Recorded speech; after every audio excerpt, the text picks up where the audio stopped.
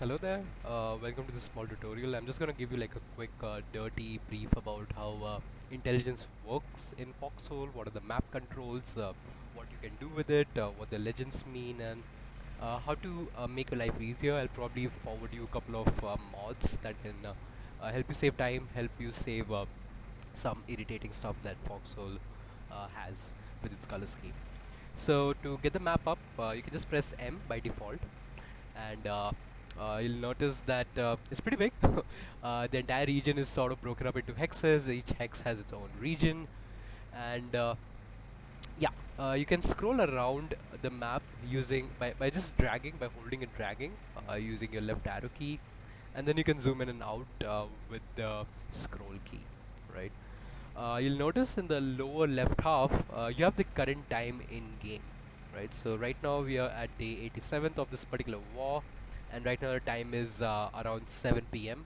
It's going to be 8, and you'll notice that 1 second in real life is 1 minute in game, and the most important thing about the map is that, as you'll notice that any operation in real life as well, knowing your enemy and knowing where your friends are a surefire way of getting things done and being confident in all the operations that you're doing in real time and also in the future. So map intelligence is all of these pop-ups, such as, let's say, the bunker base, the pentagons, which are defenses, the encampments, which are sort of like bunker base but are not that expansive. You can only create pillboxes around them. So pillboxes are basically these defenses, and then there are field hospitals. They are relic bases, right? So having a relic base, you get a region inside the hex. So for example, right now we took the hex of Wallowed Seed, and then uh, the players you can see are like the blue dots. These are infantry, the foot infantry. The triangles are vehicles, right?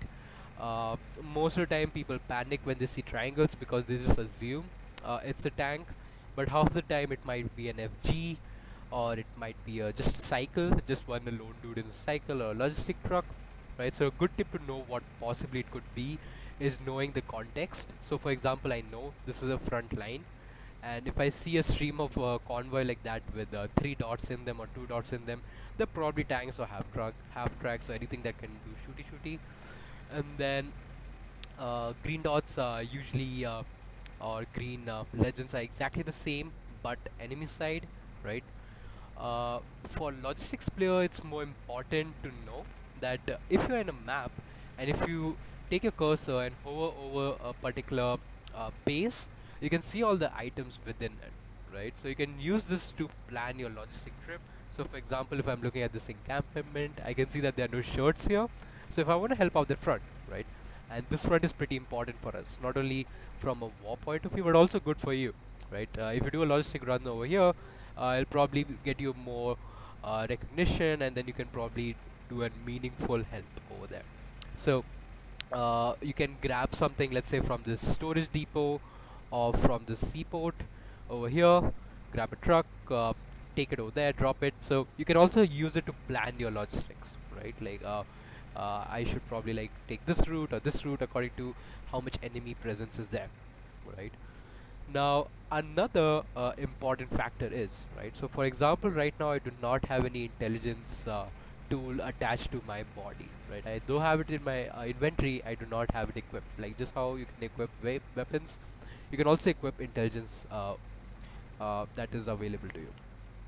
So, for example, right now you'll see that right now in game it is around 9 p.m. But the map that we're seeing right now was updated at 6 p.m. Right? So there's a massive gap between right now what the conditions are on the map, right? Like things are not even moving because the last time they moved were at 7 p.m. Right? They were pretty far along, right? We have a pretty much big gap between it. So, to get a more real-time information, you can equip a radio, which you can find in your town base, or you can equip a radio backpack. So, if you equip a radio, and if I go back, you'll notice that things are moving around a lot now. You'll notice that the tanks that we just saw around Dockbone are actually attacking this particular safe house over there. And you'll notice that the update of intelligence a bit more frequent, And I know that also by seeing over here, map intelligence was updated at 2125. So now the updates are happening every 2 seconds, right? Which is much better than hours of, minutes of update, right? In real life.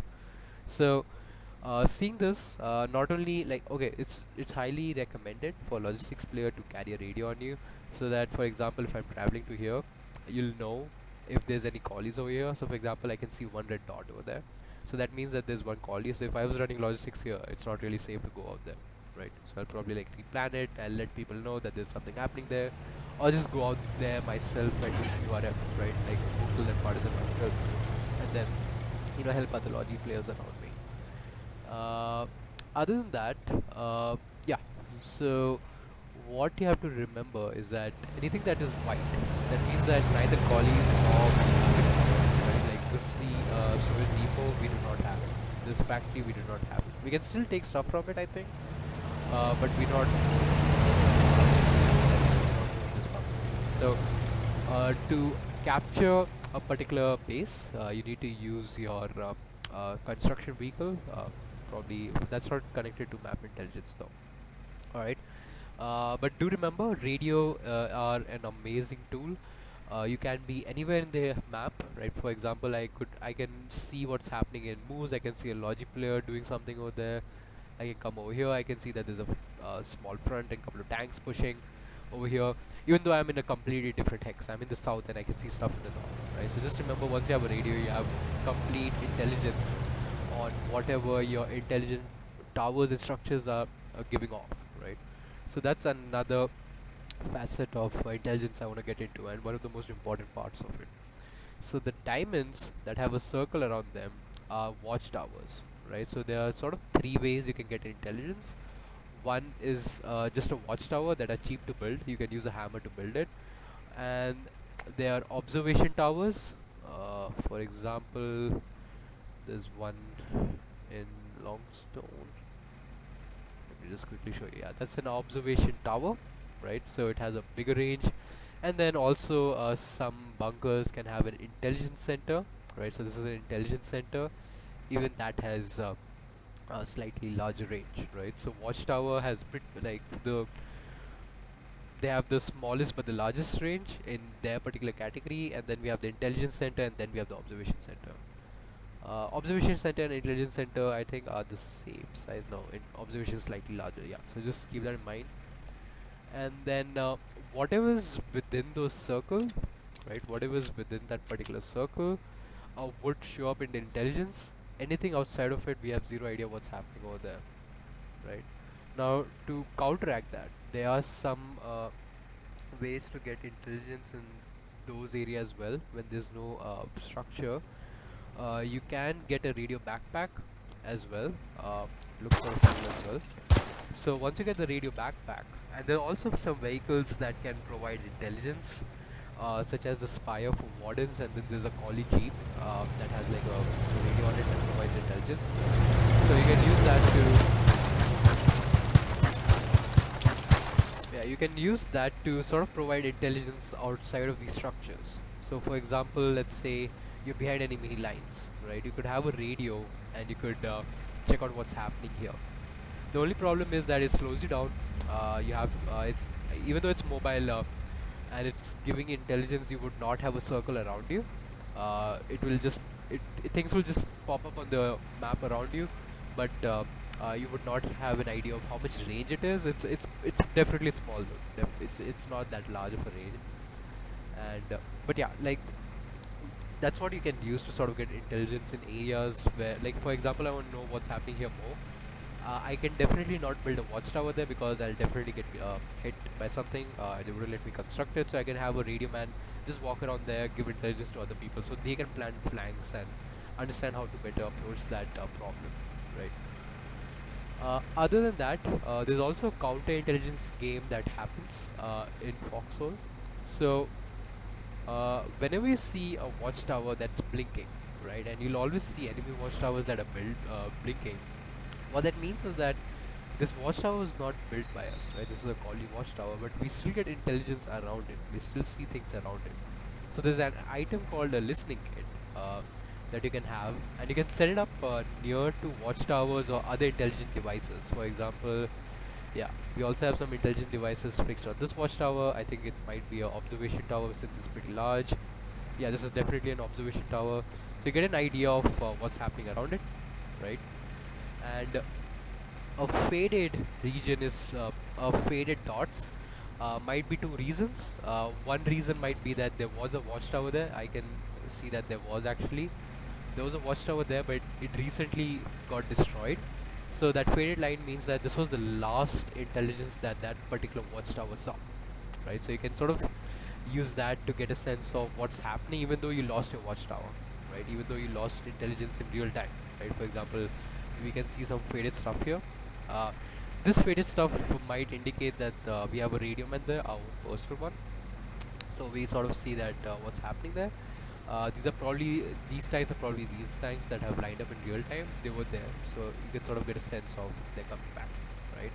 So as you see more and more of the map, as you start like getting used to seeing it and following all these dots and triangles and pentagons, you'll sort of get a sense of how to predict enemy and friendly movement. Sort of get a sense of what's happening. As you can see in this example, there's orange watchtower here. That means that this thing just got destroyed, right? It's not there anymore. So that's what an orange diamond means. It's a recently destroyed watchtower. Just remember that. Yeah. So you can use all of this information for logi and partisanship. Uh, Most of the times, tank crews have it because your visual range is pretty small, so you can sort of use the towers around you to plan movement, see how many people you're up against. For people who are beyond the visual range, plan where to go next, what needs help. The logistic player decides that can I go to a particular base, what that base needs. So yeah, map and intelligence is pretty important.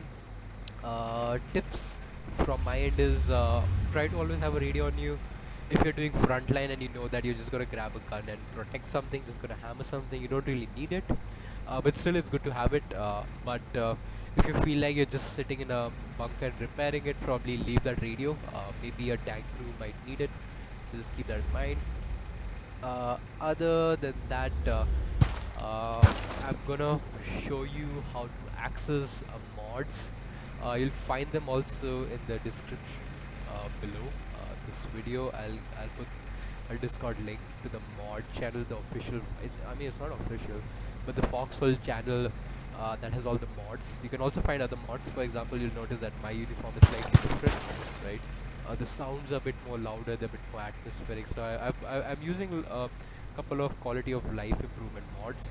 You'll also notice that my inventory has colored items. So you can find all of those. I'll link the Discord server below. And yeah, I'll just quickly show you how to get a mod down and then how to put it in your game. Alright, so the mod's name is Foxhole Mod Nexus. You'll find it in the comments below, or sorry, the description below. And there's a particular channel called Mod Files. What you've got to do is, first of all, you can check out all the mods, other mods that you can use, all the coloring ones. But right now, I'm going to show you what you can do with these two. These are the ones I mostly use just for intelligence purpose. So, war windows no editor red icon just makes all the collies red. Since I'm a warden, that's important for me. But if you're in collie, you gotta download the warden red icon. It will make the wardens red, right? So it depends on which faction you are. So once you download that .pack file, right? Once you click it, you gotta take that file uh, from your uh, like it'll be on your download folders. You gotta take it to I think Steam apps, wherever the game is. Let me just search for it.